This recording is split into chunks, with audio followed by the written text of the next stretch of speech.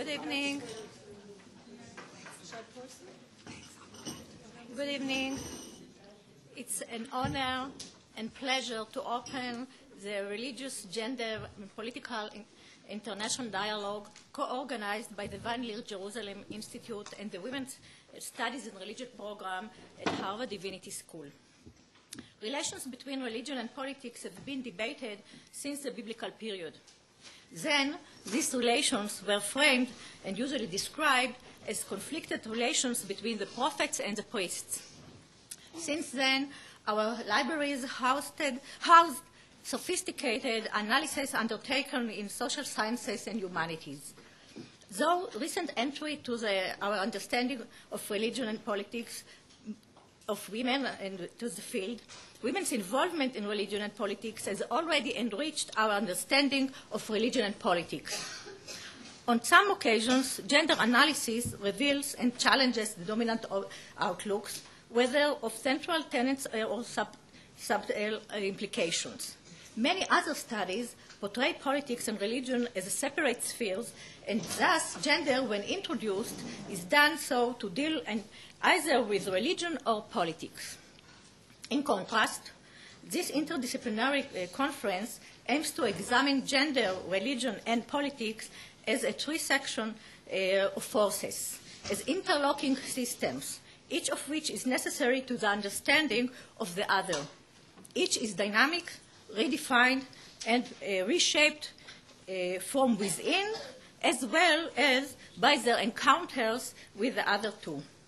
This evening, and in the following 2 days, we will try to illuminate and examine these three-section forces as they are embedded in geographic, cultural, institutional, and temporal patterns, as well in their historical contexts.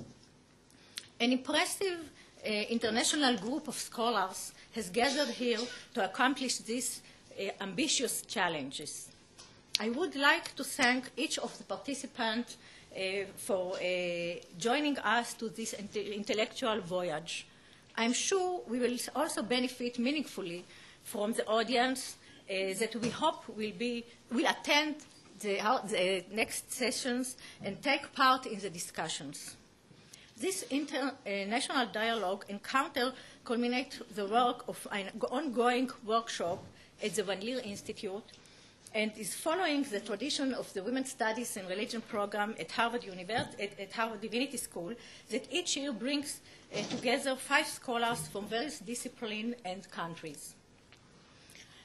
A great deal of cooperation has been needed in arranging this international dialogue. Indeed, far too many people assist us than I have time to mention now all of them. However, I would like to thank in particular Kinneret Lahad, who organized and coordinated the conference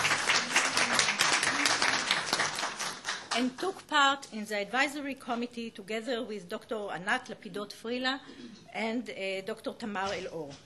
Special thanks to the Van Leer staff, Shulamit Laron, Yona Ratzon, Limor Sagi, Shimon Alon, Yossi Aryeh, Nora Biatran-Rian, and all the technical staff behind the scene. Thank you. I wish you all an enjoyable and enriching conference. And now, as in any ritual is required, we have some greetings of the two sides of the of the collaborators. So please, Professor Dr. Shimshon Zelniker, the director of the Van Leer Institute. Dear guests from abroad and from Israel, dear Professor Braude, dear Hanna Herzog, Professor Herzog, our distinguished keynote, Professor Casanova, ladies and gentlemen, Morai v'Rabotai, I want to welcome all of you to the Institute and to Jerusalem, where some of you spent some time touring and hopefully getting acquainted with the special magic and charm of the city.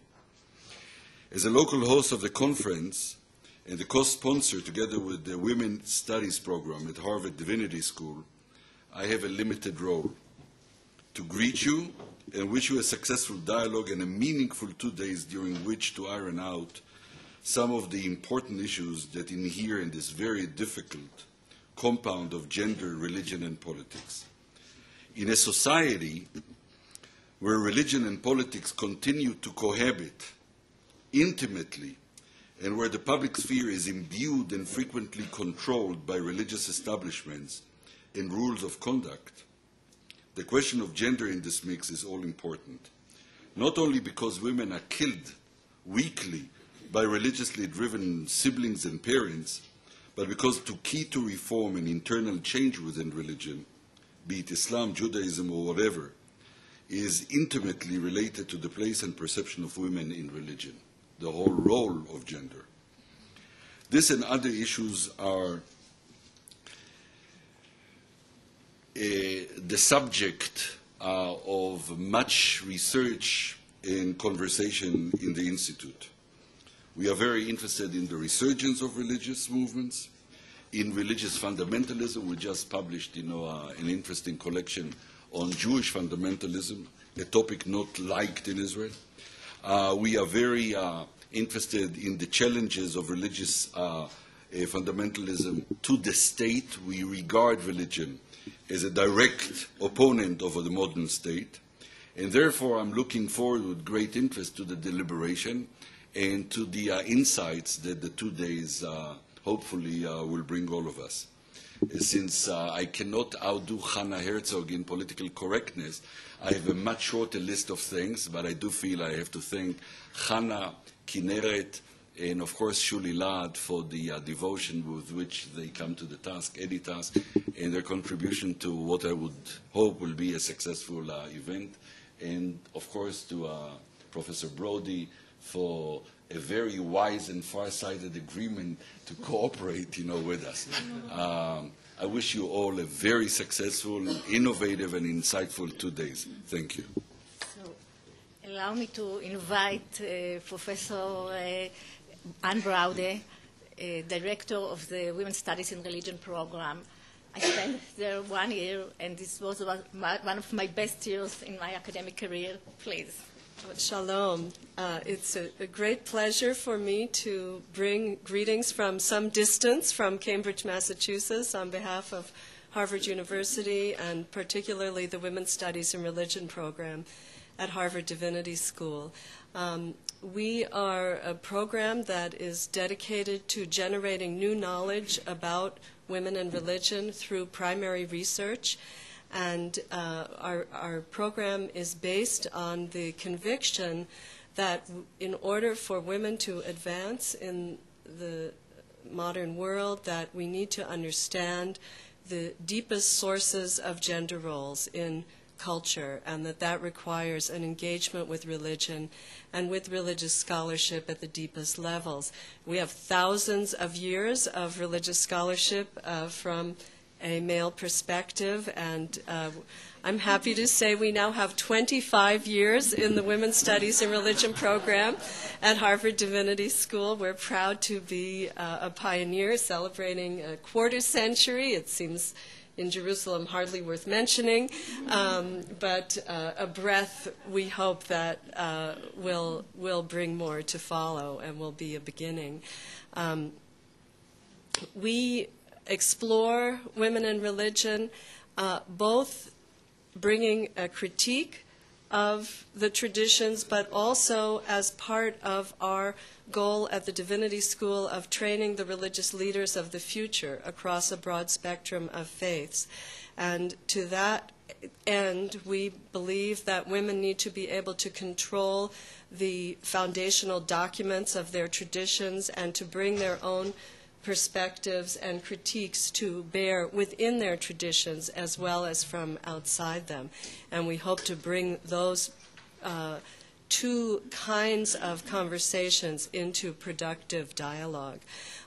Because that is our goal, it is a wonderful privilege for us to co-sponsor this event with the Van Leer Institute that shares so much of our own mission in humanities scholarship. And it was a great good fortune, both for me and for Harvard, that Hanna Herzog came to us as one of our 5 research associates a few years ago. You'll meet many former research associates on the program. the next 3 days, and I hope that there are future research associates out there among the graduate students and faculty who will be coming to us at some future point in your career. This is my first trip to Israel and to Jerusalem. It seemed a little bit crazy when Hanna first said to me, you should co-sponsor a conference in Jerusalem. It wasn't next door, and it wasn't something we had ever undertaken before in this program, to be involved in an international conference. But now that I am here, I understand that this is the perfect place to have this dialogue and to advance this particular conversation, because the simultaneous presence of modernity and tradition and politics and gender is so ever present in such fascinating and complicated ways that I'm not surprised that it was Hanna who had the intellectual leadership to initiate this project, and I want to thank her for her intellectual leadership in this direction. It's going to help the world. Thank you. Thank you very much. And now we are going to the beginning of our work. We titled the conference International Dialogue, and as a feminist, I've decided that when we speak about dialogue, we really mean a dialogue. So I decided that there will be two keynote speakers, and luckily Professor José Casanova and Professor Tova Hartman agreed to participate in this opening session. The first talk will be from Professor José Casanova, who is professor of sociology at the New School for Social Research in New York City, and presently he is a fellow at the Wissenschaftskolleg to Berlin. He has published widely in the areas of sociological theory, religion and politics, transnational migration, and globalization.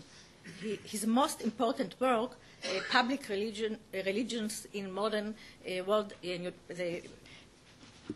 published by University of Chicago Press in 1994, has appeared in Japanese, Spanish, Italian, Polish, and Arabic, and there is forthcoming edition in Indonesian.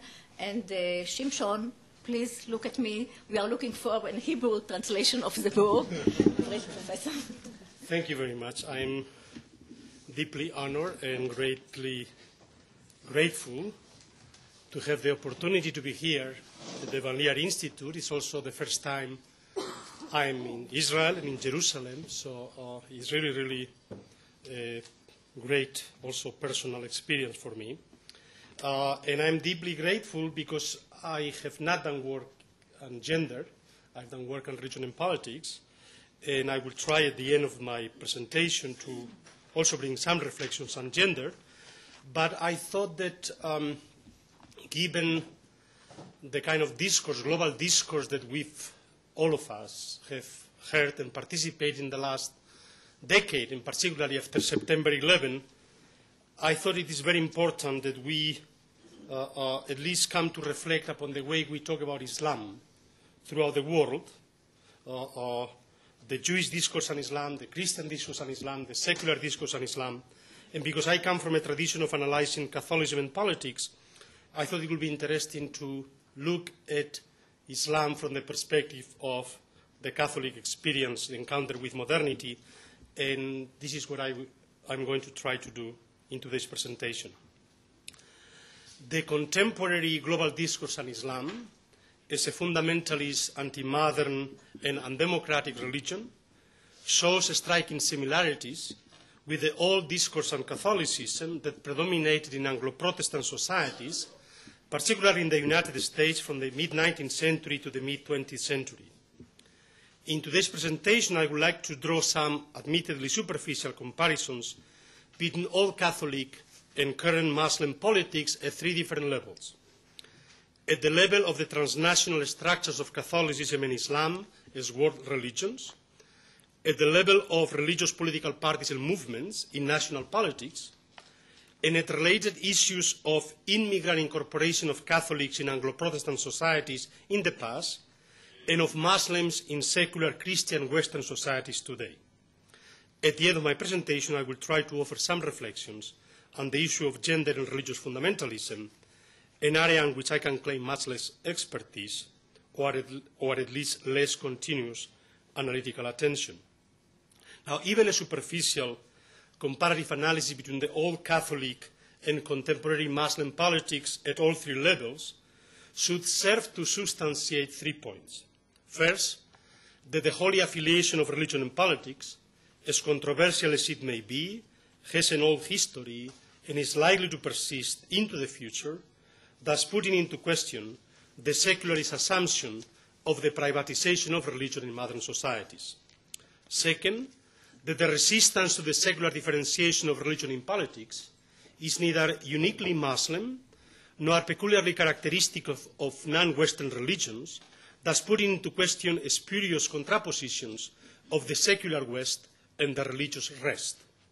And third, that given the successful democratization of Catholic politics in the last decades, one can anticipate, indeed one can already observe, parallel process of democratization of Muslim politics in some parts of the world at least, thus putting into question the alleged clash of civilizations between Islam and the West. So first, the transnational structures of both. As religious regimes, both Catholicism and Islam, preceded and are likely to outlast the modern world system of nation states. The very attribute transnational only makes sense in relation to the Westphalian system of sovereign nation states that emerged in early modernity and eventually replaced the system of medieval Christendom. That system had been centered on the conflictive interdependent relation between the Roman papacy and the Holy Roman Empire. Of all the world religions, none had seemed as threatened at its core by the emergence of the modern world system of sovereign territorial states as the Roman Catholic Church.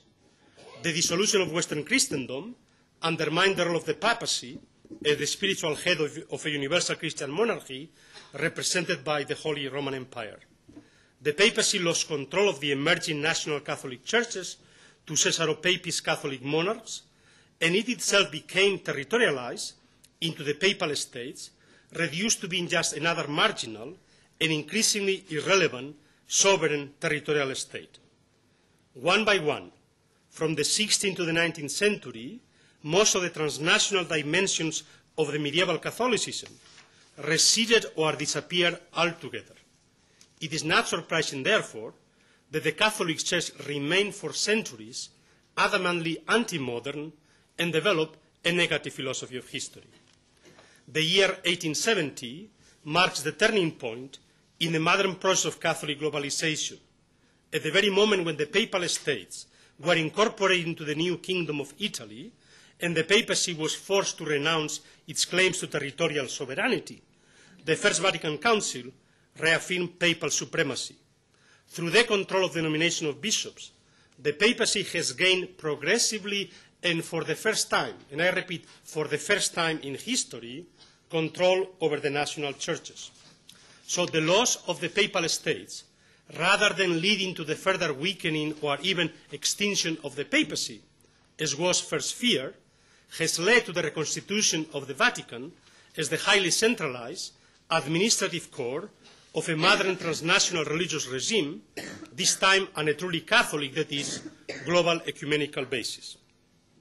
As a transnational religious regime, Islam never had the highly centralized, hierarchic, and priestly clerical structure of the Catholic Church, against the often repeated claim that Islam is religion and state, and therefore knows no clear differentiation of religion and politics.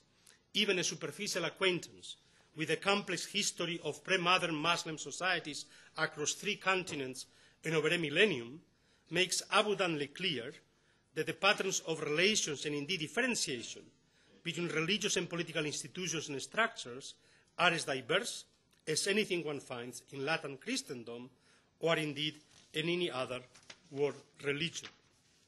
But the European colonial expansion into the Dar el-Islam and the posterior globalization of the European system of nation-states undermine the viability of all pre-modern forms of Muslim politics. The political world of Islam disintegrated throughout the 19th and early 20th centuries. Like European Christendom before, Islam also became fragmented and territorialized into nation-states.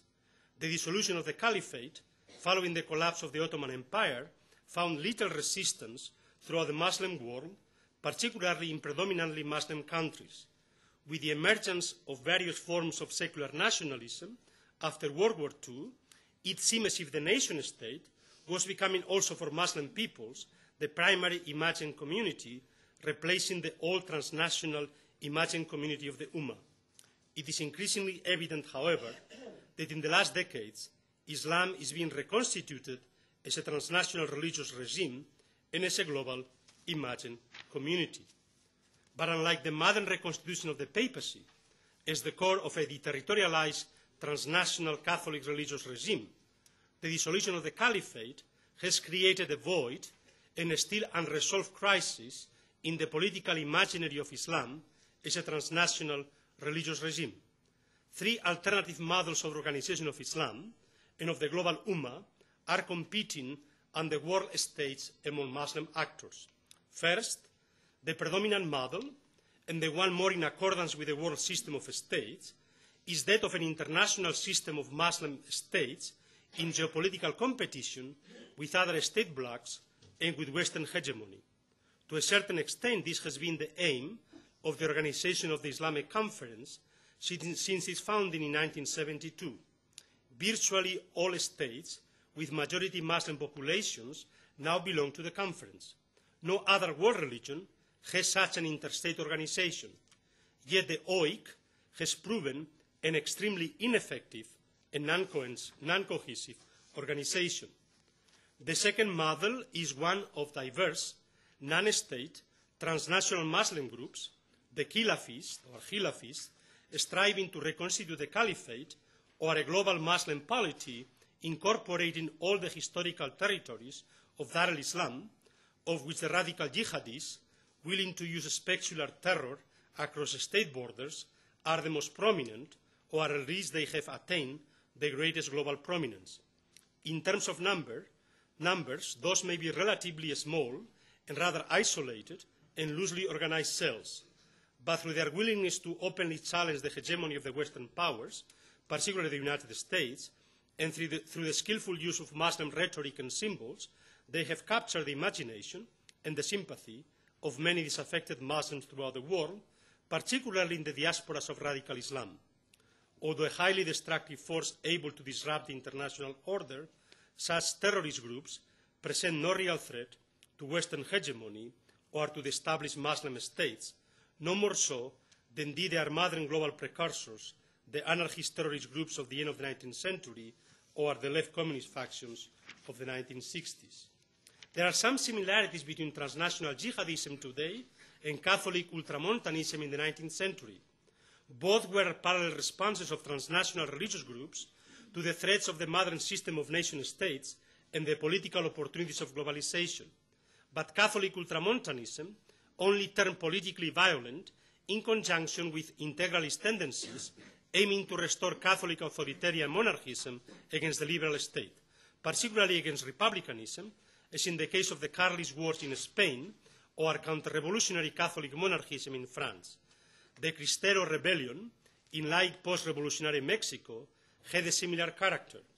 In the 1930s, the surviving currents of Catholic anti-liberal and anti-modernist integralism fed the various movements of Catholic fascism and authoritarian corporatism throughout Latin Europe and Latin America, searching for a Catholic third wave between bourgeois liberal democracy and godless Bolshevik communism. Ultimately, however, the liberal currents of Catholic ultramontanism that prosper in Protestant countries and in secular liberal states protecting the religious, civil, and political rights of Catholic groups prove more viable geopolitically and, along with Christian democracy, prepare the ground for the democratization of Catholic politics after World War II and for the proliferation of transnational Catholic movements of all kinds, which constitute today the interlinking and competing networks of a Catholic pluralist global civil society. Finally, there is a third model, very similar to this Catholic global civil society, and although usually overlooked by scholars, journalists, and political observers, the majoritarian currents of transnational Islam today, and the ones likely to have the greatest impact on the future transformation of Islam, are transnational networks and movements of Muslim renewal, equally disaffected from state Islamism and transnational jihadism. They constitute the networks of a deterritorialized, loosely organized, and pluralistic transnational ummah, or global Muslim civil society. From the evangelical Tablighi Hamat, or the neo-Sufis Fethullah Gulen's educational network, other Sufi brotherhoods such as the Murids of West Africa, and from Muslim feminist networks of sisters in Islam and women living under Muslim law, to the diasporic networks of cosmopolitan Muslim scholars, I think that we should pay more attention to them than it is usually done.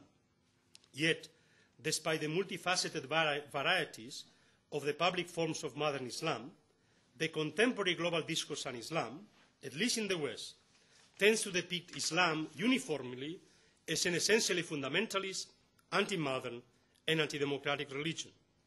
Secularist assumptions of a homogeneous cosmopolitan secular modernity, which are still dominant throughout Europe and within the social science, and which tend to characterize every form of public religion, resisting privatization and secular differentiation as fundamentalist, have been joined with Huntington's highly influential thesis of the class of civilization to form a problematic view of global Islam.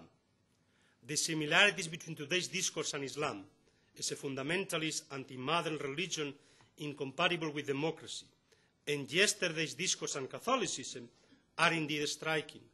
From the 1830s to the 1960s, anti-Catholic Protestant nativism in America was based on the alleged incompatibility between republicanism and Romanism. In his portrayal of Catholics in America, Tocqueville had already tried to refute this thesis, as well as the widely held perception on both sides of the French Republican laicist and monarchist Catholic divide that Catholicism was incompatible with modern democracy and with individual freedoms. As in the case of Catholicism before, the internal and external debates over the compatibility between Islam and democracy and modern individual freedoms is taking place at three separate yet interrelated levels.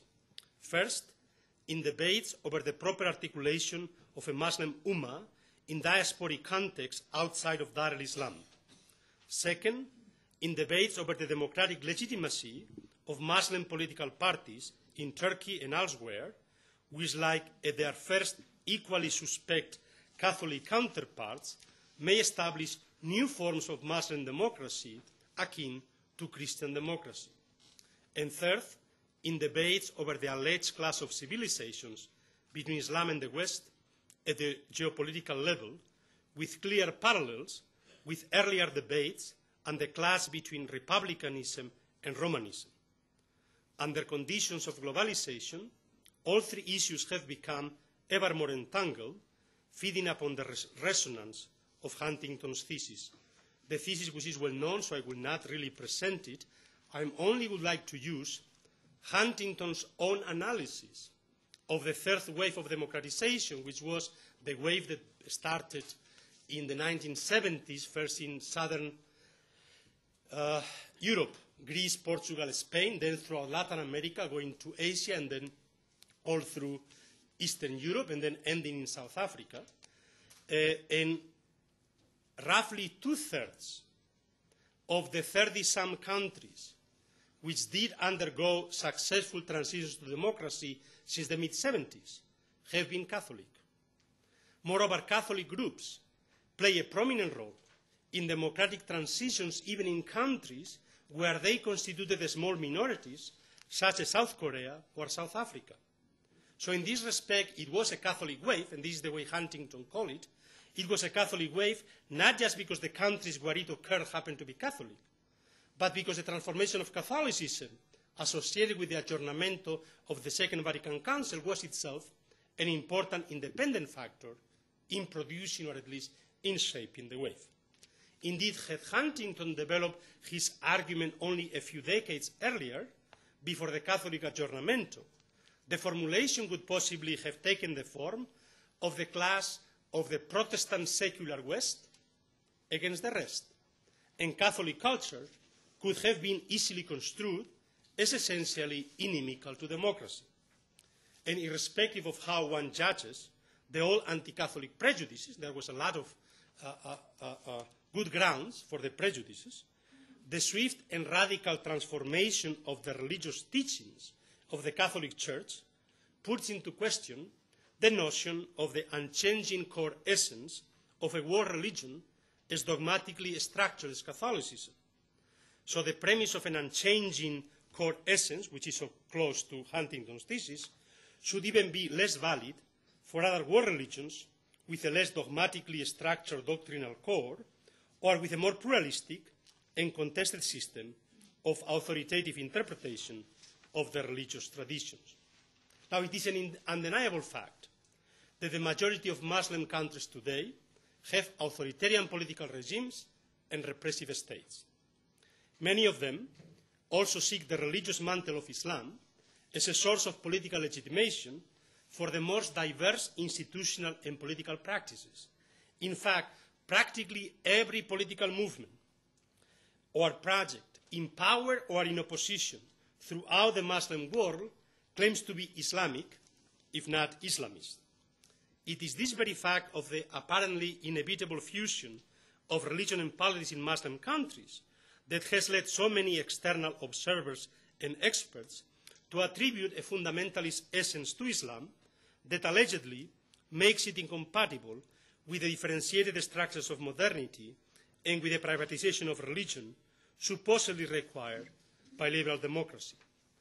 The relevant question, of course, is whether one should attribute the widespread impulse found in the contemporary politics of Muslim countries to establish Islamic states or Islamic politics, Muslim politics, to some Islamic essence, which Muslims cannot relinquish without also abandoning their religious tradition and their identity, or alternatively, whether it is the product of modern politics and the modernizing state.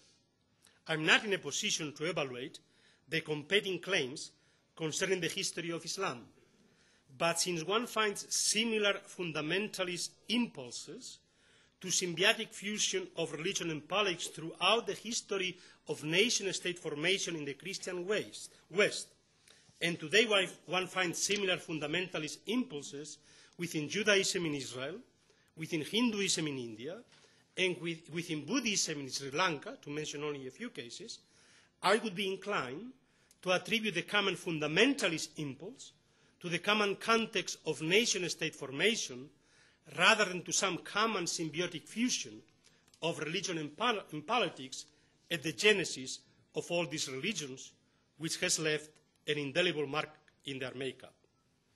I believe that a look at the ongoing contemporary reformulations of the Islamic tradition from the comparative perspective of the Catholic adjournamento may be instructive. At the very least, it should serve to relativize constructions of a clash between Islam and the West.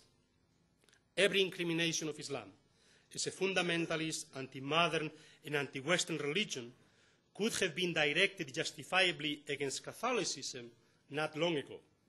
Moreover, most features of contemporary political Islam that Western observers find rightly so reprehensible, including the terrorist methods and the justification of revolutionary violence as an appropriate instrument in the pursuit of political power, can be found in the not-too-distant past of many Western countries and of many modern secular movements. Thus, before attributing these reprehensible phenomena all too easily to Islamic civilization, one should perhaps consider the possibility that global modernity itself somehow generates such practices, what Professor Eisenstadt has called modern Jacobinism. Moreover, in comparison with the clerical, hierarchic, and hierocratic centralized administrative structure of the Catholic Church, the Muslim Ummah, at least within the Sunni tradition, has a much more consultative, egalitarian, laic, and decentralized structure than the Catholic Church. The pluralistic and decentralized character of religious authority, which had always been distinctive of traditional Islam, has become even more pronounced in the modern age.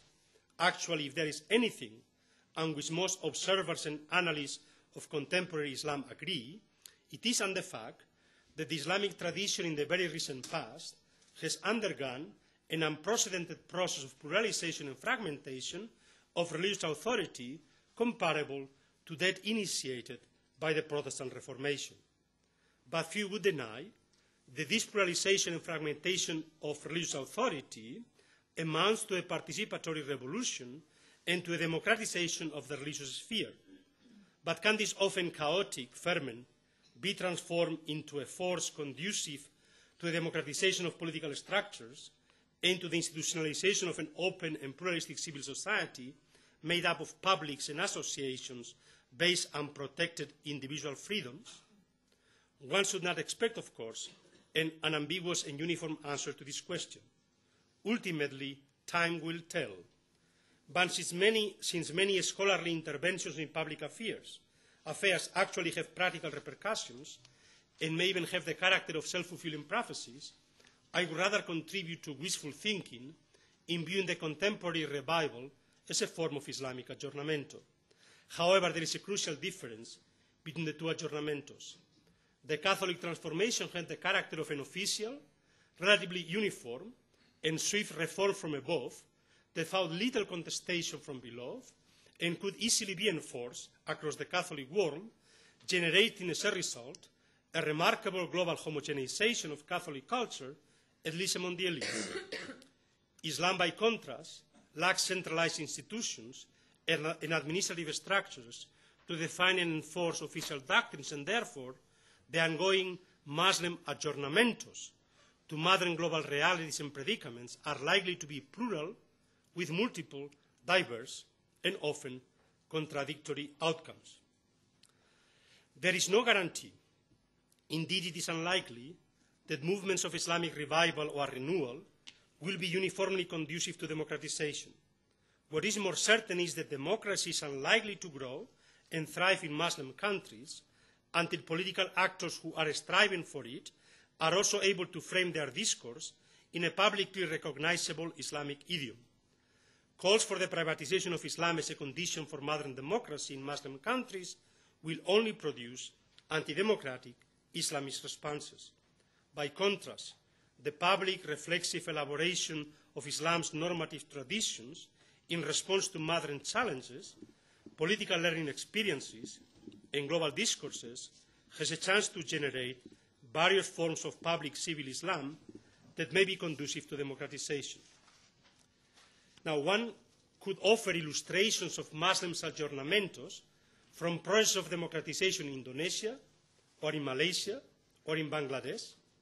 But in my presentation, I would like to focus on the contemporary transformation of Muslim politics in Turkey, since it offers perhaps the best illustration of Muslim democratization and the most compelling refutation of Huntington's thesis.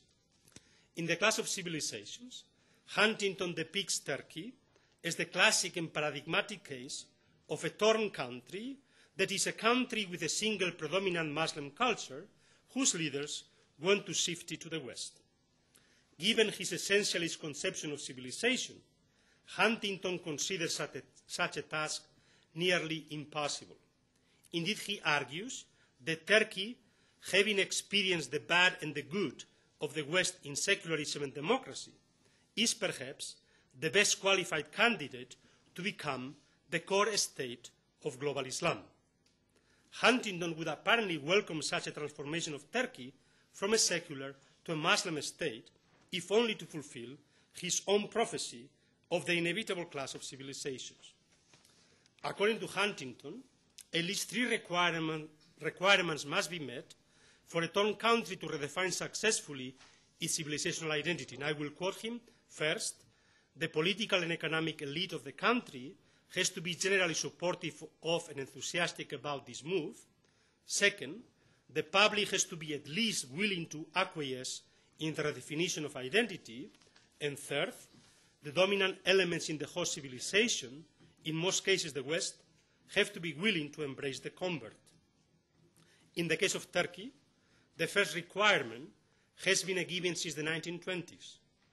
Building upon the legacy of the Young Turks, Mustafa Kemal, father of the Turks, was bent upon begetting a modern, Western, secular, republican Turkish nation-state based on the principles of positivist secularism that was modeled after French republican laïcité, Jacobin etatism, and vanguard elitism.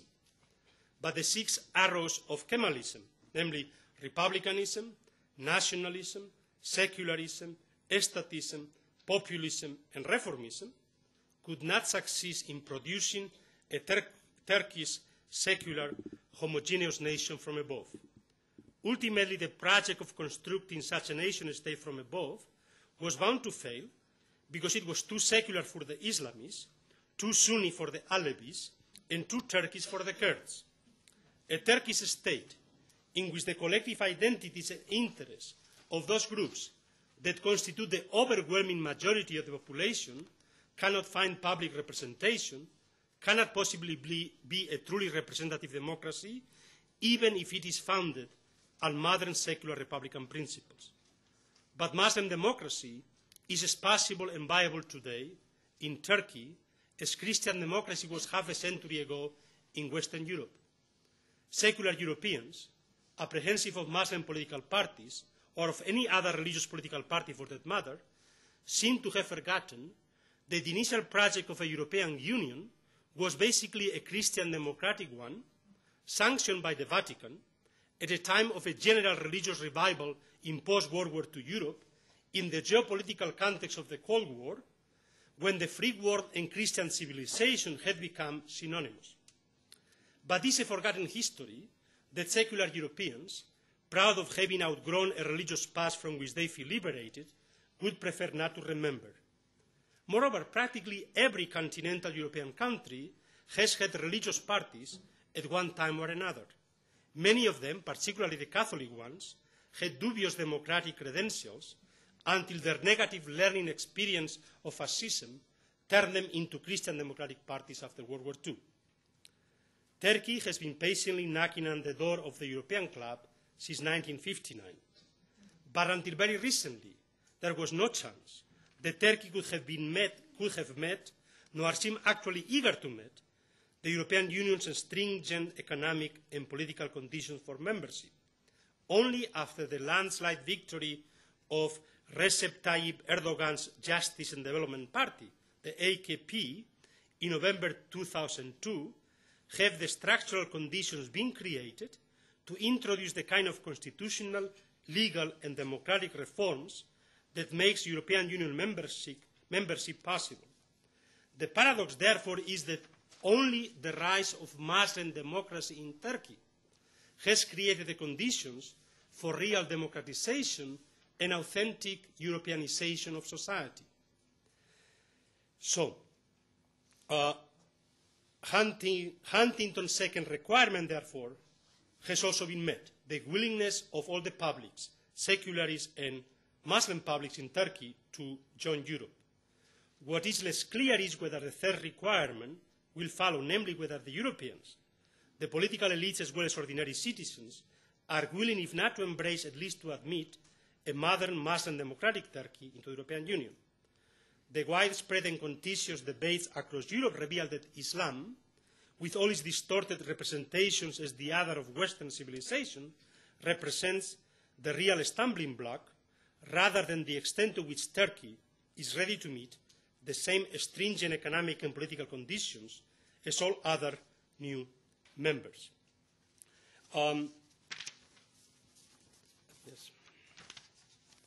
Officially, Europe's refusal to accept Turkey so far is mainly based on Turkey's deficient human rights record. But there are not two subtle indications that an outwardly secular Europe is still too Christian when it comes to the possibility of imagining a Muslim country as part of the European community. One wonders whether Turkey represents a threat to Western civilization, or rather an unwelcome reminder of the barely submerged, yet inexpressible and anxiety-ridden, white European Christian identity. The public debates in Europe over Turkish admission have shown that Europe is actually the torn country, deeply divided over its cultural identity, unable to answer the question whether European identity, and therefore its external and internal boundaries, should be defined by the common heritage of Christianity and Western civilization, or by its modern secular values of liberalism, universal human rights, political democracy, and tolerant and inclusive multiculturalism. The paradox and the quandary for modern secular Europeans, who have set their traditional historical Christian identities in a rapid and drastic process of secularization that has coincided with the very success of the process of European integration, and who therefore identify European modernity with secularization, is that they observe with some apprehension the reverse process in Turkey. The more modern, or at least democratic, Turkish politics become, the more publicly Muslim and less secularist they also tend to become. In its determination to join the European Union, Turkey is adamantly staking its claim to be, or its right to become, a fully European country economically and politically, while simultaneously fashioning its own model of Muslim cultural modernity. It is this very claim to be simultaneous, a modern European and a culturally Muslim country, that baffles European civilizational identities, secular and Christian alike. It contradicts both the definition of a Christian Europe and the definition of a secular Europe. Turkey's claim to European membership becomes an irritant precisely because it forces Europeans to reflexively and openly confront the crisis in their own civilizational identity. I've already taken too long. The final section was a discussion of immigrants in Europe, Turkish immigrants, and how much the question of the problem of integrating Turkish immigrants and Muslim immigrants in general is linked to the problem of the integration of Turkey into the European Union, and how much it all is linked with, or it brings back into European public sphere problems, issues of religion the Europeans thought they had already solved in the past. And so religion is coming back into the European public sphere, and Europeans do not know what to do with religion, because they thought that this is something that already is past. And so it becomes a very difficult issue for them to resolve. But it is very clear that the role of Europe in the world and its own structure is very much going to be determined by their ability to integrate or not to integrate Muslim immigrants into their societies. Finally, a few remarks on gender, because so far I have tried to offer a very kind of naively optimistic and even sanguine view of the Catholic aggiornamento, and at least the possibility that the Muslim aggiornamento may go in similar directions.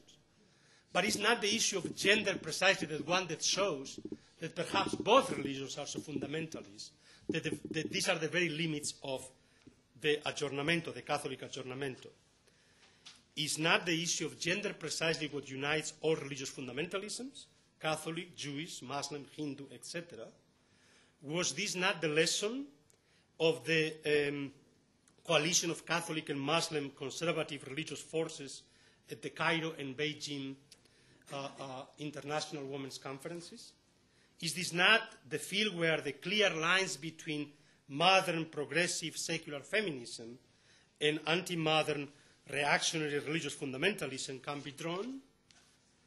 One must acknowledge that this is the way in which the battles and the slogans are drawn politically on both extremes of most of contemporary controversies. And that's why this conference, trying really to study this issue and confront the issue, is so relevant.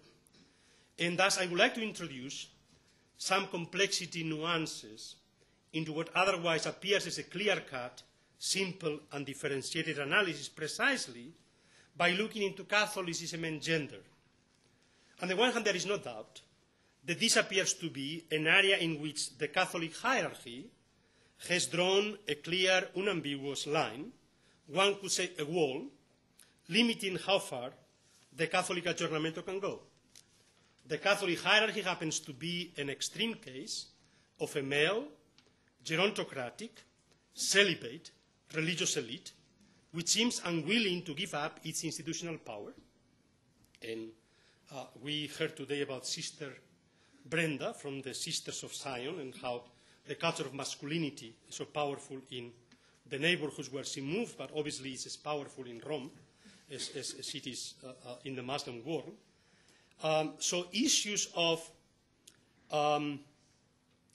theological traditionalism, patriarchal privileges, and institutional power politics are all inextricably entangled within the Catholic Church. And it is precisely because it was already under Paul VI, the liberal pope that had led the Vatican II aggiornamento, it was under his already leadership that the line was drawn when the whole reflection on Humane Vitae, and how against the advice of the commission made up of experts and laymen, basically they draw the line on even the issue of contraception, not to speak of other issues. And of course then came Wojtyla and his own charismatic authoritarianism gave additional force and power to kind of the fundamentalist attitude. So it may take a whole new generation, if not several generations, of bishops appointed by several new popes for the direction of the Vatican authority and judgment on gender issues to be reversed. On the other hand, not only the immense majority of Catholic bishops today throughout the world, but the immense majority of young priests have been shaped by the Wojtyla-Ratzinger counter-reformation.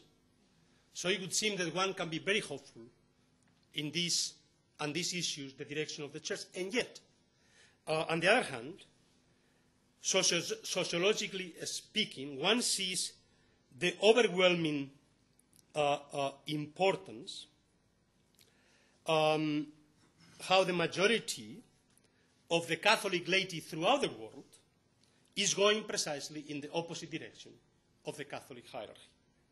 On issues of gender morality, certainly in the United States, a majority of the Catholic laity supports the ordination of married priests, a majority supports the ordination of women, a majority is for much more flexible positions we could call situational ethics, on issues of contraception, abortion, divorce, and sexual morality in general.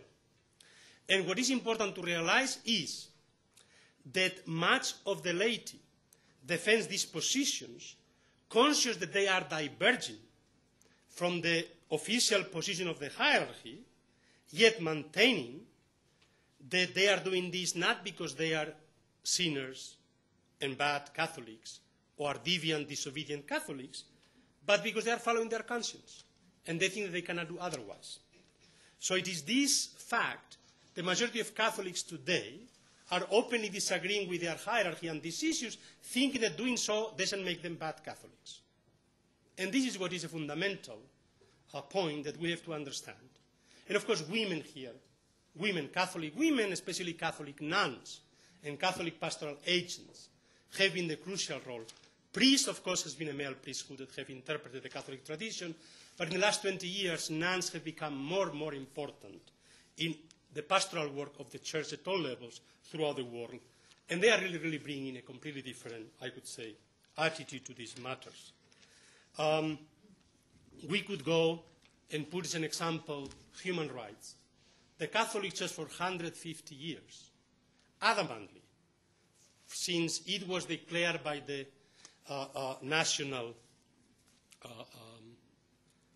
Convention during the French Revolution, the National Assembly, the Declaration of the Rights of Man, the papacy, encyclical after encyclical, condemned the discourse of human rights as against God, as against the Catholic tradition. And then suddenly in the 60s, the popes decided that they were the defenders of human rights and that the discourse of human rights was fully in line with the Christian tradition, and they go around the world proclaiming the sacred dignity of the human person. This is what, and of course the old pope like to call themselves defensor hominis. My point is that if such a transformation could happen at this area, certainly it can happen in any other area. Thank you. And I must relate to your multifaceted educational background because Dr. Hartman holds a master in Jewish philosophy from the Hebrew University, a master's in consulting psychology from Boston College, and a doctorate in psychology from the Harvard University. And her advisor was Carol Gilligan, known to all of the feminists in the audience. Her book that appeared in 2002, appropriately subversive, modern mothers in traditional religions, is one of her many publications and articles that she has published. Tova Hartman, really, I just want to thank her, special thanks, because she got a very hard cold and she still was so much devoted to our invitation and came. So please, the podium is yours. I just asked, excuse me if I cough, because I have pneumonia, actually. But I'm not contagious. Responses to challenges of existing cultural norms are laden with nuanced layers of signification that require close reading to unpack. Far from emerging out of a vacuum, isolated from other values and attitudes, instances of opposition express cultural ideologies vis-à-vis their targets. What is remarkable is how distinctly these broad ideologies are expressed in the language of what ostensibly are localized critiques of discrete behaviors and campaigns. In this talk, I'll attempt to deconstruct various Orthodox rabbis' oppositions to drive for certain changes in women's roles. The power of this particular culture is not limited only, however, to its adherents, but is nurtured and supported by the larger political establishment in the State of Israel, which legitimizes almost only one religious movement. And as we shall see during some of the papers in the conference, the relationship between the so-called or the self-named secular liberal political parties in Israel and the religious ones in many matters, but particularly in matters of gender, is more complicated than their official platforms would suggest. This walking hand in hand is quite striking and I think deserves a lot of thinking about. Jewish orthodoxy evinces its own distinct symbolism, but the responses that I'm going to show, I think, resemble trends in many other cultures as well. The language may appear vastly different, but the essential conversation remains resonant with other instances of backlash against different aspects of feminism.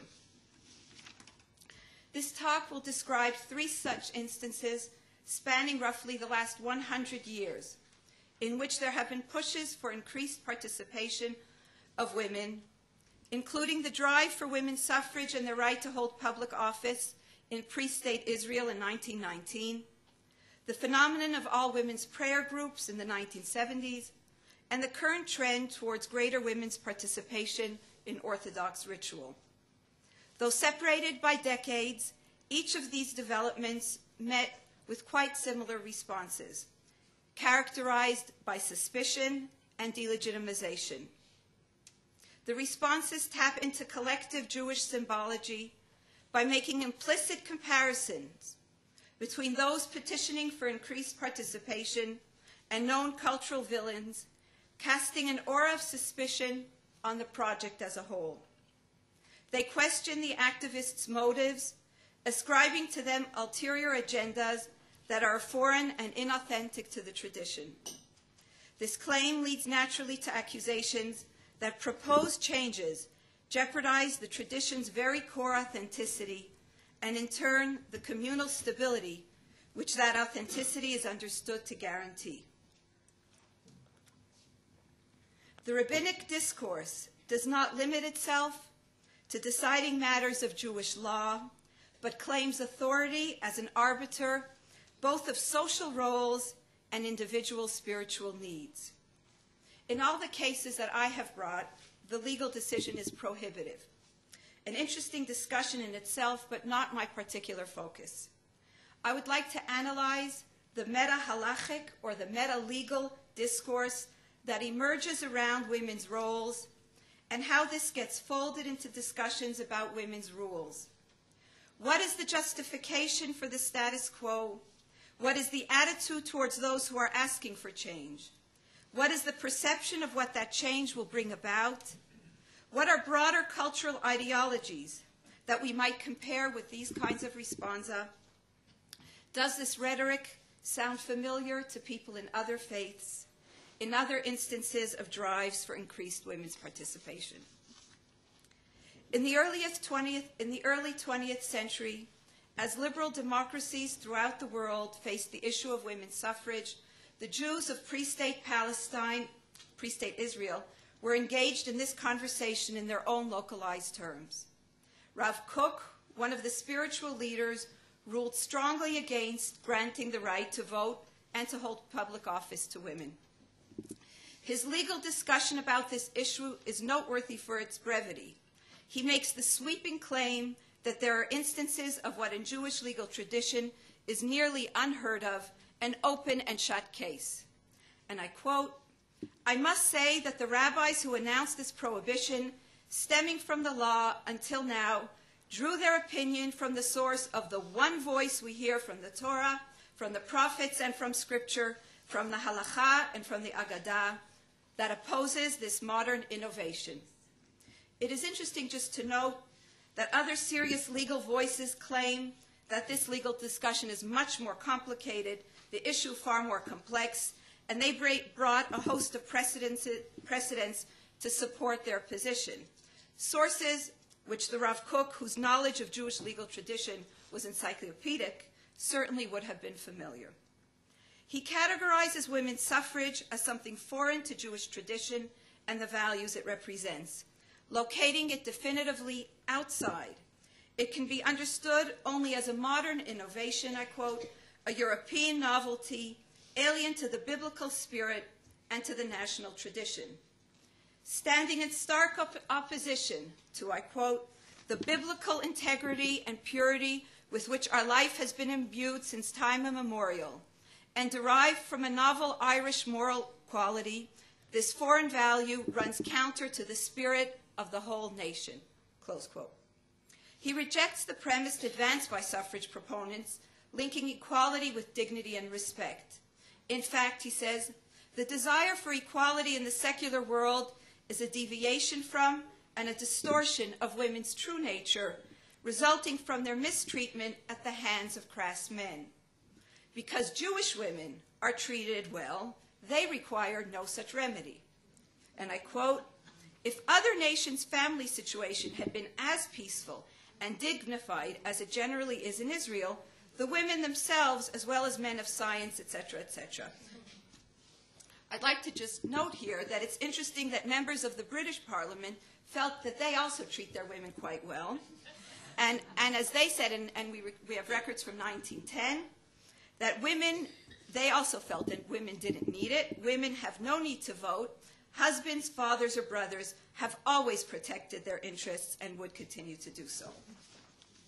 The Rav Kook goes on and says, the Israelite woman bases her rights on the refined content of her unique psychical value, not on measured and limited laws formed in a mechanical caste, which are for her iron horns, which do not suit at all her psychical refinement. Excuse me. The figurative language Rav Kook utilizes to bolster his argument calls out for analysis. Harsh industrial imagery, mechanical caste, iron horns, emphasizes the antipathy between women's naturalistic, ethereal essence and the clanging, metallic, nuts and bolts reality of this worldly endeavor. Far from offering liberation, these will act on women as torturous, malforming constraints. And now I quote, they will embitter and obliterate the splendor of our sisters' lives, cast them into a low state, and once the damage has been done, have not the power to repair that which they spoil. Gladstone in 1910 in the British Parliament says, voting was unfeminine and unnatural participation in the sordid affairs of government and would sully the purity of women's character. The fear I have, Gladstone states, not the Rav Kook, it's interesting the connections I always say, is lest we should invite her unwittingly to trespass upon the delicacy, the purity, the refinement, the elevation of her nature. Because women are the cornerstones of family life, such a perversion of their natural station will inevitably predicate the family's collapse. Because of what the Rav Kook sees as a strict interdependency between family and nation, the breakdown of the former will lead inevitably to the latter's collapse. The political and private agenda are one. It's interesting in the United States as well, both members of the Republican and Democratic Party who, and I quote, the loving camaraderie between the willful few Republicans and the willful few Democrats who in normal relations do not waste time in each other's company was an amazing sight to the galleries. Mr. Lodge of Massachusetts, etc., and Mr. Underwood of Alabama, as divided as the Kaiser and the King of England in most matters, were as united as twin brothers in defending what? The nation again, against the awful disaster to the nation should women be enfranchised by the federal amendment. It is this broad societal national concern that preoccupies Rav Kook most deeply. And I quote, "The family for us is the foundation of our nation. Light rifts in the family might bring a great break in the nation. The national unrest, he predicts, is not merely domestic."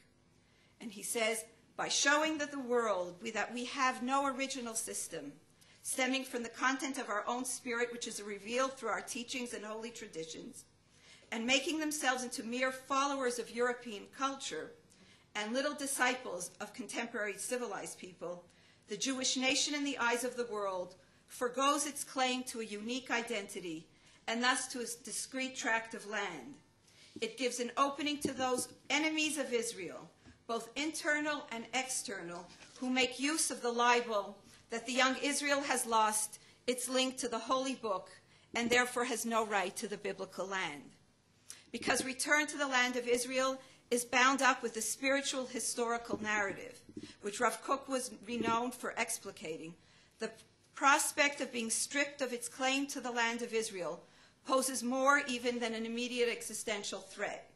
It is perhaps no wonder then, in both of his writings on the subject, Rav Kook refers to those who question this enterprise, who want to give voting to women, as enemies of Israel, and thus implicitly but very clearly casts as collaborators and accomplices to those enemies of the state any all who might support, even unintentionally, their insidious agenda.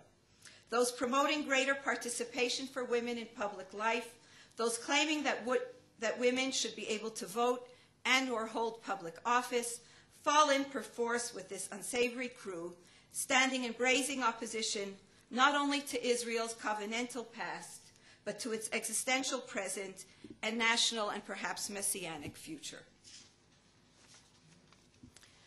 In the late 70s, a group of women defining themselves as modern Orthodox took the then radical step in their own communities of establishing all women's prayer groups.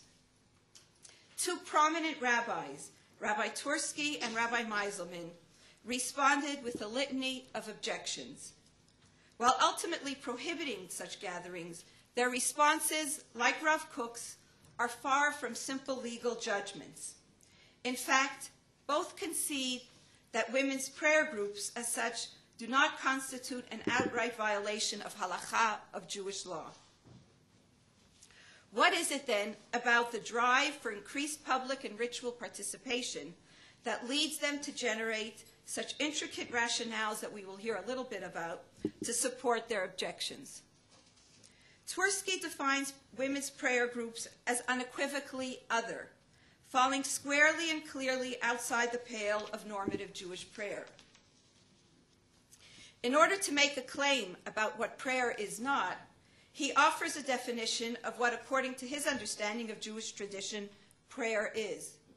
He argues that classical Jewish sources define prayer as an inward religious experience inherently at odds with any kind of public display.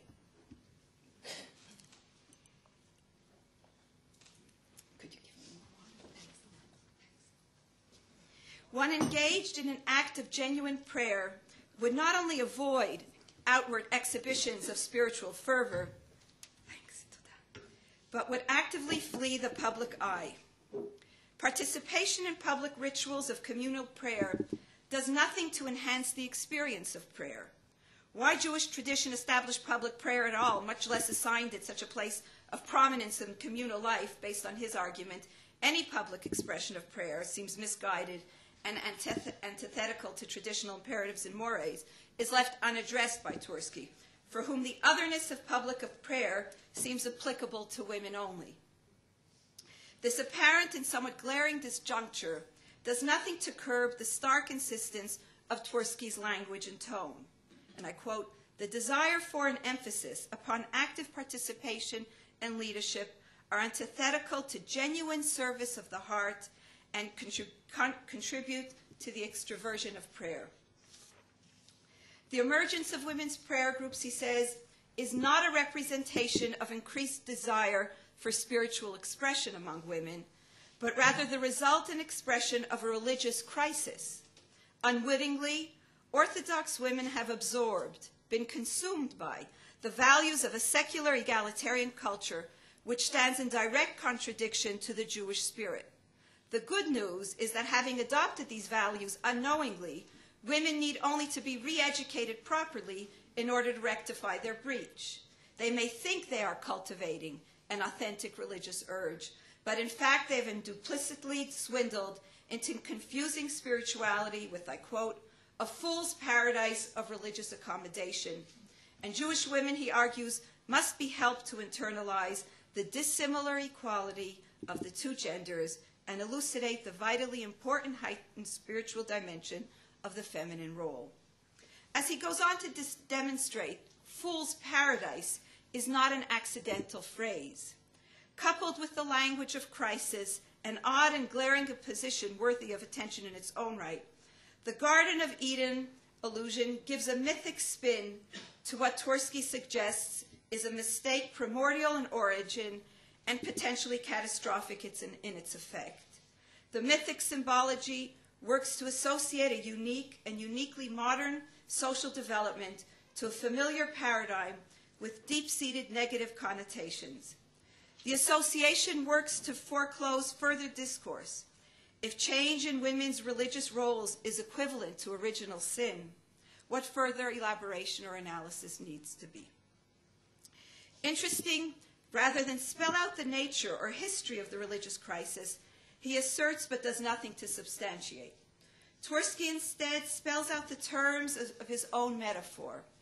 If those proposing increased participation occupy a, quote, fool's paradise, what is the sin? Who are the players?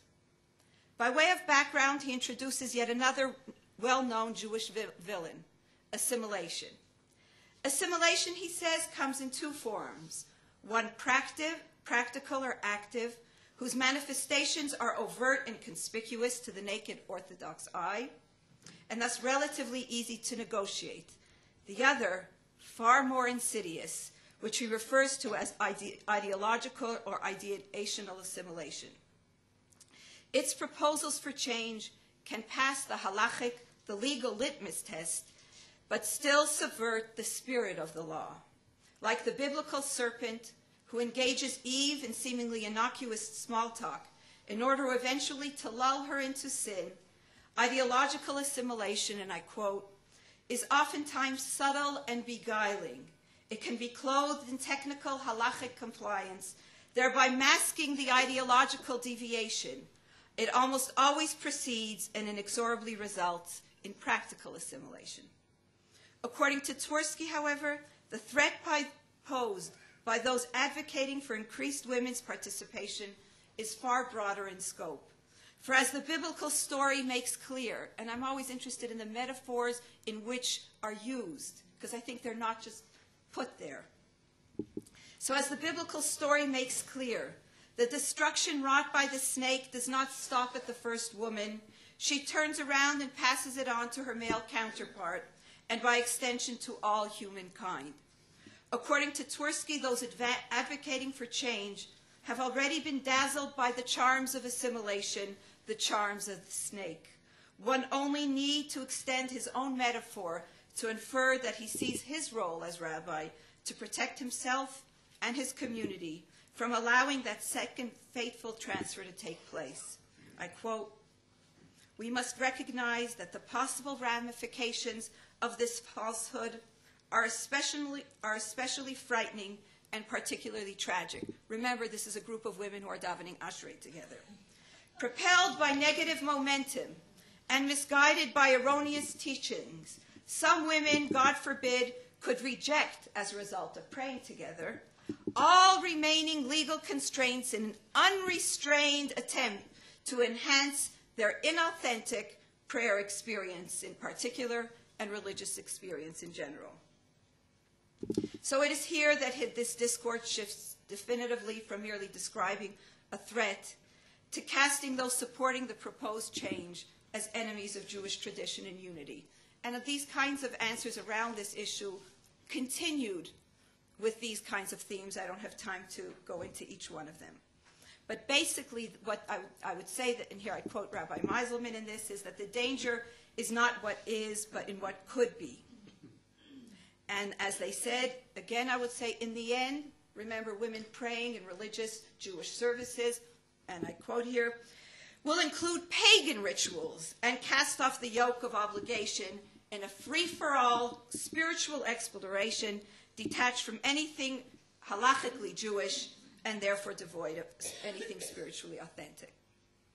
The last few years have witnessed other trends in increased Orthodox women's participation in public life.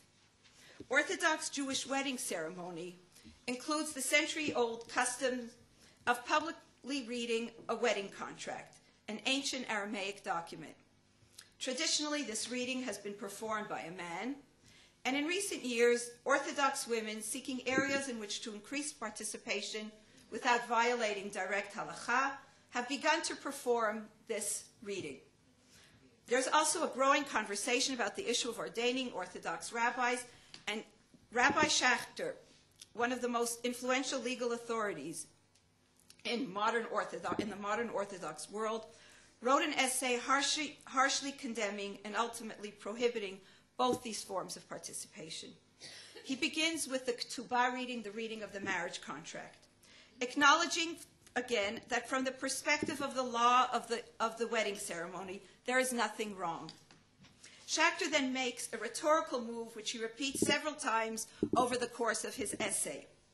Yes, even if a parrot or monkey would read the ketubah, the marriage would be 100% valid.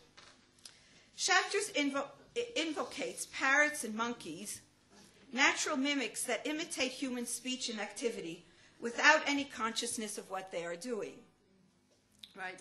The permissibility of ketubah reading, the marriage contract reading for women, he seems to imply, should not be viewed as a victory or even an opportunity for women, any more than it would be viewed as a victory or opportunity for an animal. Who would want to participate in an act when their participation is no more significant than that of a parrot or a monkey? But he repeats this metaphor many times through this specific response. And by the third comparison and justification, the local implications begin to seem less significant than the repetition itself, which takes on a kind of punishing Pavlovian cast. Again, without guessing at his intent, rhetorically one is being conditioned to associate the permissibility of a ritual act with that act's emphatic, almost contemptuous emptying of significance of worth.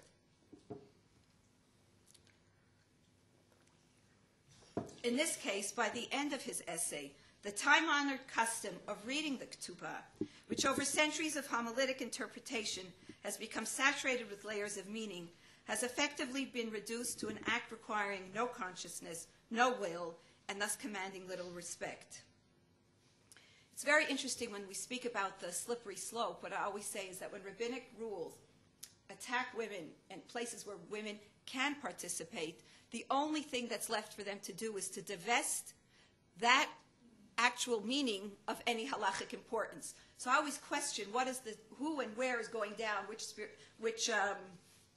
slippery slope. So now, notwithstanding its irrelevance, Schachter goes on to develop a comprehensive and insistent meta-halachic argument for why women should refrain from reading the ketubah, though under the wedding ceremony. And in order to do this, he draws Jewish tradition down to a simple single axis. And he says, all people were created in the image of God, and the Torah has instructed each of us to preserve his godly image. One aspect of godliness is the fact that God is a hidden God. He always prefers to hide. Therefore, we assume that part of our mitzvah of preserving our godly image is for all of us to lead private lives. Based on this speculative contingent principle regarding the importance of leading private lives, in his own words, not more than an assumption, and only part of the much larger endeavor of imitatio Dei, Schachter draws sweeping conclusions about ritual life and women's place in it, or primarily out of it. Now, he makes no attempt to explain why men were chosen to suffer, and women spared these lamentable compromises, requirements, and demands. Nor does he elaborate on why these public rituals have been assigned such places of pride within Jewish communal life. His radical limiting of the Jewish God to a being defined principally by hiddenness, relegating traditions of communal and individual revelation to a flip parenthetical, is not acknowledged as being in any way complicated, much less problematic. For Schachter, these questions appear to be insignificant or perhaps simply eclipsed by the irresistible force of his unified theory of Judaism.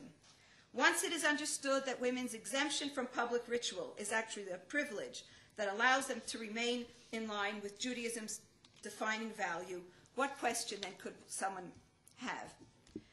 He makes no attempt to support or even explain the basis of his analysis of the motivation of those supporting increased women's participation, nor does he elaborate upon his equation of God with the rabbis throughout.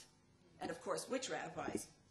Though rhetorically it clearly works in his favor, consolidating rabbinic and thus his own authority by overt identification with the divine, and by extension, classifying all who would disagree with him as heretics. He goes on to speak about women becoming rabbis, and although again there is no law against it, he brings a host of reasons why it should not be permitted. I would rather read, though, now the letter of Pope John Paul II in 1994 on the issue of reserving priestly ordination to men as a conclusion to Rabbi Schachter. The fact that the Blessed Virgin Mary, Mother of God and Mother of the Church, received neither the mission proper to the apostles nor the ministerial priesthood clearly shows that the non-admission of women to priestly ordination cannot mean that women are of lesser dignity, nor can it be construed as a discrimination against them.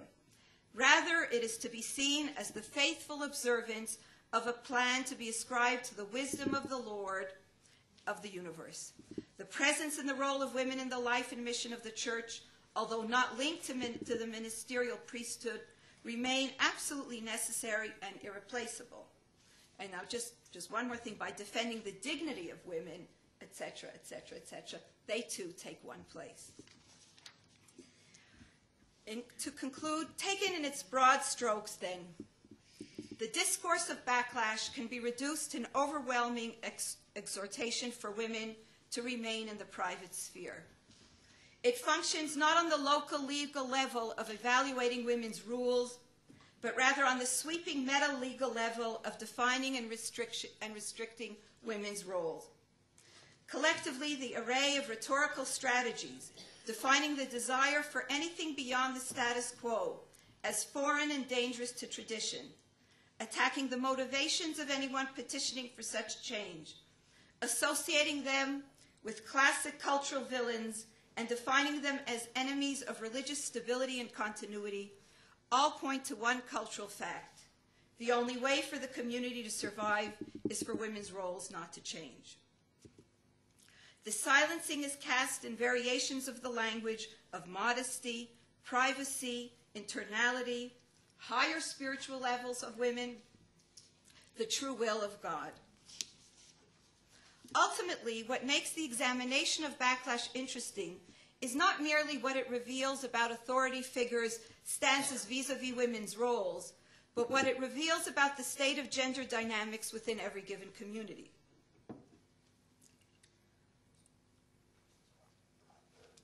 Faludi claims that the anti-feminist backlash in America is a product not of women's achievement of full equality, but rather an increased possibility that they might win. It is a preemptive strike that stops women long before they reach the finish line.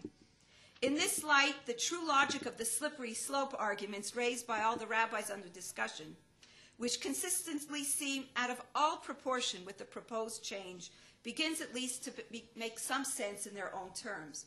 They're not intended as rational workings out of possible consequences, but as preemptive strikes following a rhetorical doctrine of shock and awe.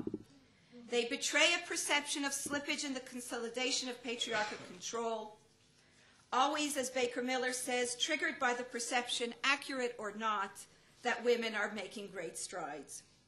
The analysis of the rabbinic responses presented above all share the sense that for these authority figures, there is something at stake much greater than a particular minor change in some aspect of women's communal participation.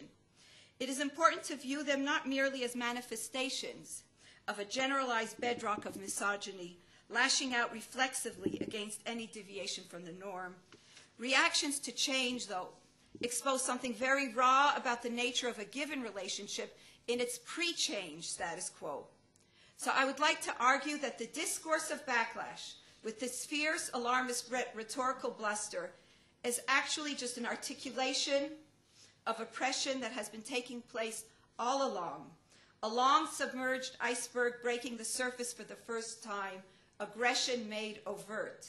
One might propose a working definition of backlash as a spelling out of the specific systems of oppression that no longer are able to preserve the status quo through unspoken means. What threat could be considered severe enough to prompt a rare authoritarian show of cards, a laying bare of all patriarchal scaffolding? In all of the cases examined above, as in instances of backlash more generally, the risk authorities are rushing to quarantine, a desire for change, however small in the nature and level of their participation within the culture. The desire is perceived, often rightly, and I must say rightly, as reflecting a dissatisfaction in the scope and content of women's assigned roles. And it is this movement towards greater self-definition of desires and needs that seems to send communal leaders into their rhetorical tailspins. In this sense, those deeply invested in preserving status quo as a value in itself have it right. The desire for change says the traditional norms are no longer meeting a community's needs. And thus the contract through which women have been bound within certain roles is open for renegotiation. And if these traditional roles are viewed as indispensable in maintaining cultural stability, then any proposed change, however seemingly innocuous, is every bit as radical and threatening as the rabbis claim. The need to articulate this threat and to do so as stridingly and compellingly as possible, pulling out all the rhetorical stops, only arises from the need to squelch it, which already bespeaks a destabilization of the status quo. Backlash is thus the patriarchy's weakest place. It both gives voice to the unwritten deep inequality that has so long been taken for granted and shows the extent to which it is ceased to be taken for granted, to which traditional authority has lost control. The anger of the responses belies their putative dismissal, women's claims as silly, betraying the seriousness with which these claims are being taken and the depth to which they are perceived to threaten the social core. The status quo is no longer holding, but certain cultural authorities are holding on desperately, violently, with great rhetorical throes and pangs. Thank you very much. Always anti-climax. And we will take several questions later tonight, but I think that we do owe the audience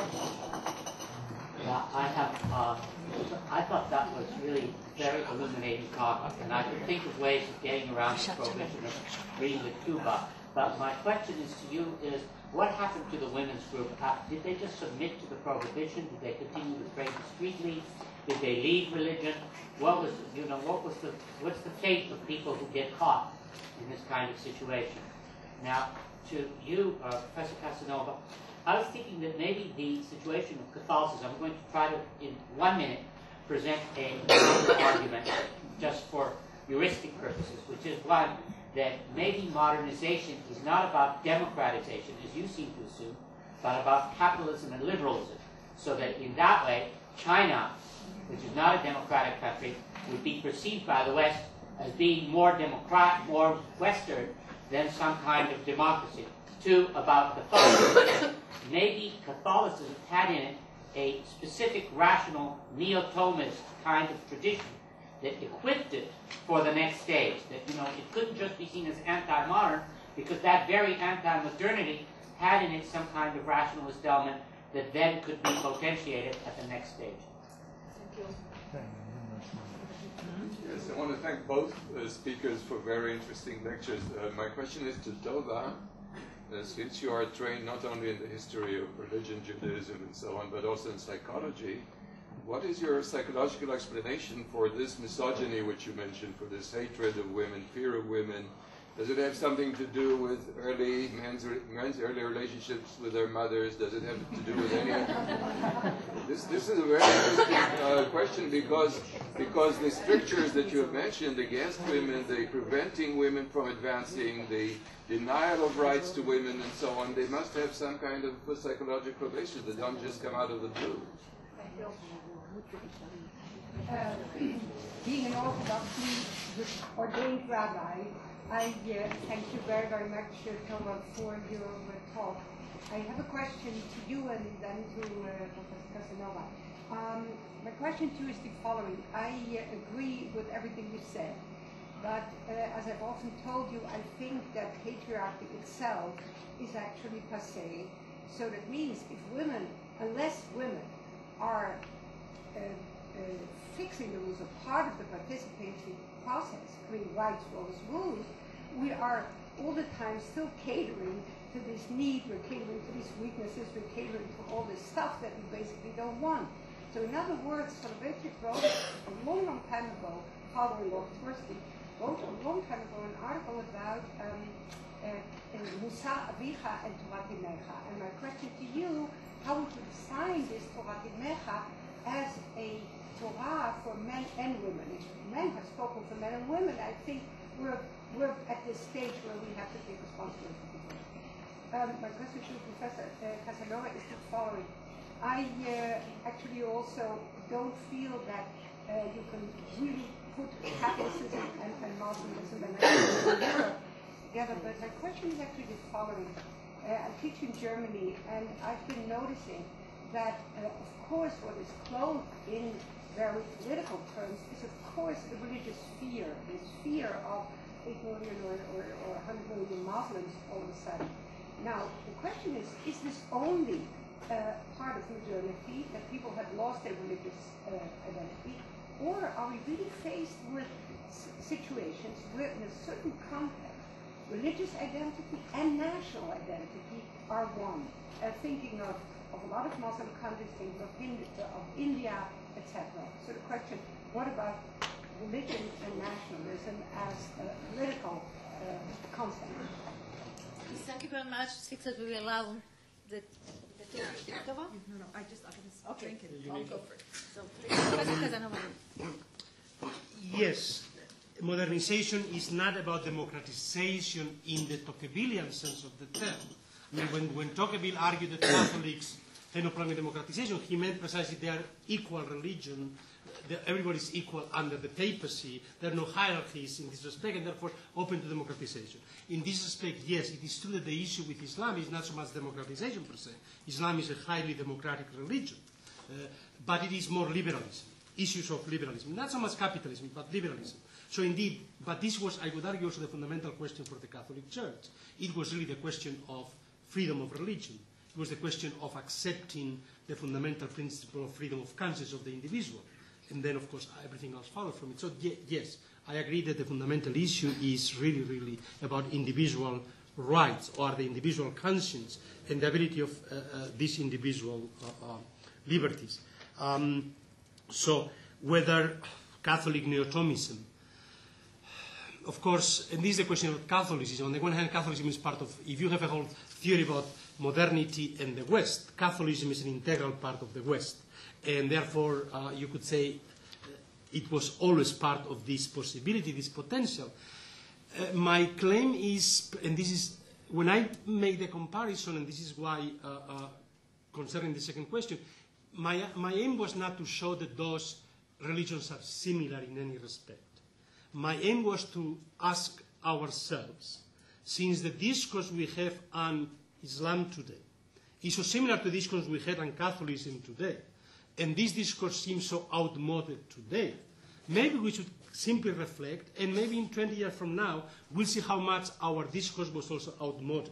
Now, of course, this is opening only a way for us to rethink things, but only because I see really, certainly in Europe, and Islamophobia that links together the extreme right, nationalist, xenophobic, racist, against any foreigner, Christian conservatism, the Christian Europe against Islam, liberal, secular against religion, feminism against patriarchy, and basically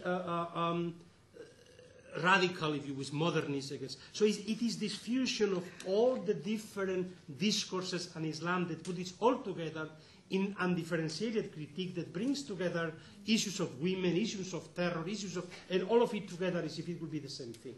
So it's only, again, not an aim to argue those are similar religions. It was not a systematic comparison. It was simply an attempt to force ourselves to at least reflect upon our discourse. So this is neo-Thomism. I don't think that neo-Thomism was really the crucial issue. For me, the crucial issue was the experience. For Wojtyla, neo-Thomism was very important, and Wojtyla was very important in the Vatican definition of religious freedom, along with the Americans. But in the American, it was not neo-Thomism. It was really the experience of American modernism.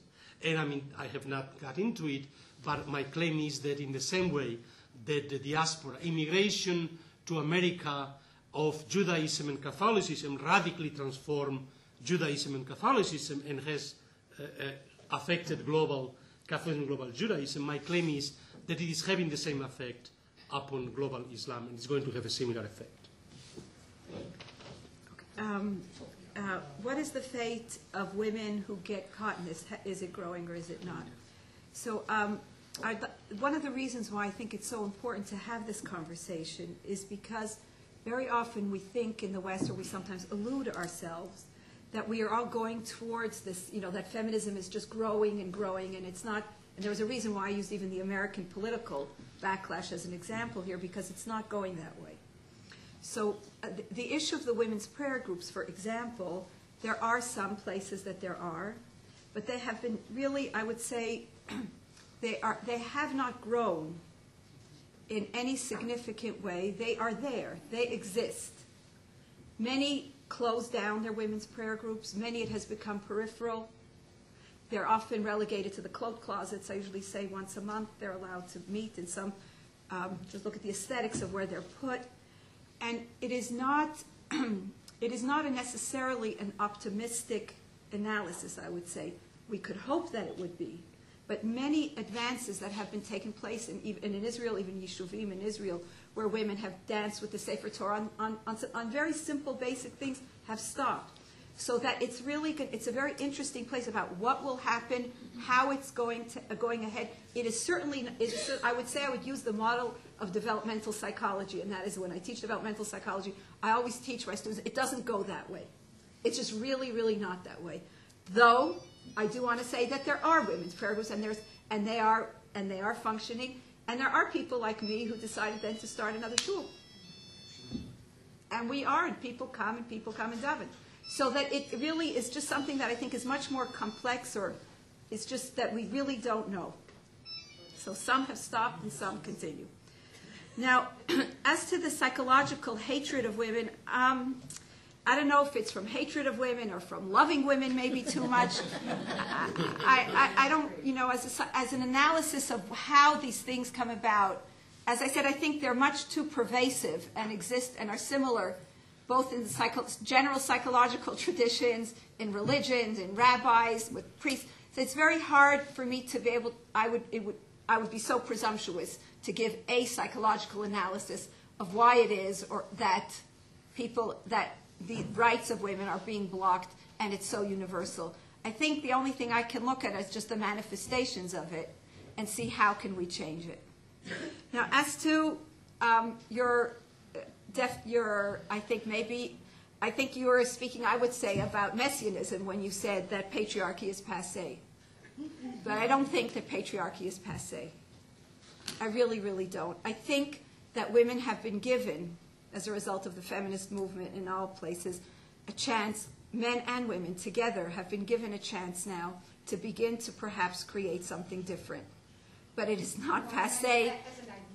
But even as an idea, it's not so passé. I wish. It's so there that, we have these little, pimples somewhere around the globe, and we think, and we talk to each other, and it's very important. Sometimes I think of it as these support groups, because we're small, but we exist. And then we like to think that we define reality, but we don't. We really, really don't. And it's very important to know that we don't, because I think we really muck our kids up, especially in Western cultures, when they're brought up with the sense that there is no longer patriarchy, or all they have to do is just get a degree. Both boys understand it, and they have to suffer the price of patriarchal education and what it does to them, and girls do. So I think this just saying that now that we have a few rights, and now there's some places that we can talk, then it's gone. As to Musar Avicha v'Torat Imecha, I'll end with something, a small thing that people say in the shul that we started in Jerusalem. We have a custom called greeting, that I take from my mother as I was brought up, and how we greet people in our home. And that guests are always I was taught are always like the angels of God. And so we have greeters in the shul, both on the women's section, on the men's section, and people ask me, what is the halachic, how can you stop prayer and say to someone, welcome? Now, I know about the Mishnah and Brachot, but I choose not to relate to that. And I just say, because my mother taught me that guests are like angels of God. And then they say to me, but what is your halachic permission to stop praying and do this? And I just say, I answered you. And if I may briefly, you are right. It is nationalism that is the problem, not religion. Yeah, okay.